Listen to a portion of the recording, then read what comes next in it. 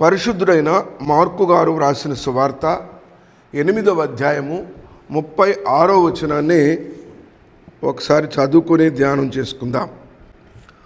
ఒకడు సర్వలోకమును సంపాదించుకొని తన ప్రాణము పోగొట్టుకొనిరా వానికి ఏమి ప్రయోజనము?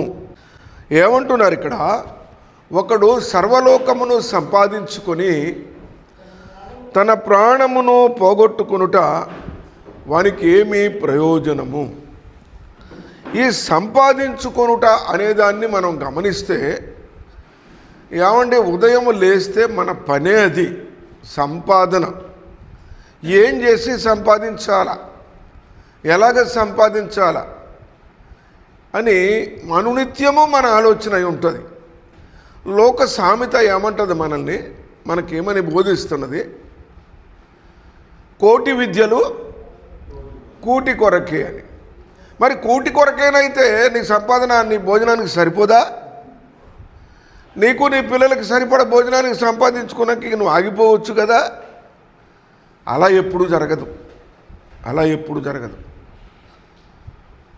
జీవితం చివరి దినం వరకు కూడా సంపాదనే ఆలోచనగా జీవించే వారిని మనం చూస్తూ ఉన్నాం. వారి సంపాదనకి మితము లేదు, వారి సంపాదనలో తృప్తి లేదు, వారి సంపాదనకి హద్దు లేదు. ఎందుకు అంత సంపాదిస్తున్నారు అని ఆలోచన క్వశ్చన్ చేసుకుంటే, సంపాదించడం తప్పు కాదు, సంపాదించుకోవడం మంచిదే. కానీ చివరికి ప్రాణాన్ని దక్కించుకోలేకపోతే ఏంటి లాభం అన్నాడు. తన ప్రాణాన్ని తాను దక్కించుకోలేనప్పుడు, తన ప్రాణాన్ని తాను కాపాడుకోలేని పరిస్థితి వచ్చిన రోజున నీ సంపాదన దేనికి పనికొస్తుంది? ప్రాణాపాయలో స్థితిలో ఉన్న పరిస్థితిలో ఉన్న ఒక మనిషిని, మరి మరణశయ్య మీద హాస్పిటల్లో ఉన్న వ్యక్తిని, అయ్యా నీ సంపాదన ఎంత ఉన్నది చెప్పు ఒకసారి అంటే, నా సంపాదన అంతా ఇస్తానయ్యా, నన్ను బ్రతికించండి అంతే చాలని అడుగుతాడండి. అప్పుడు అతని సంపాదన విలువ ఎంత?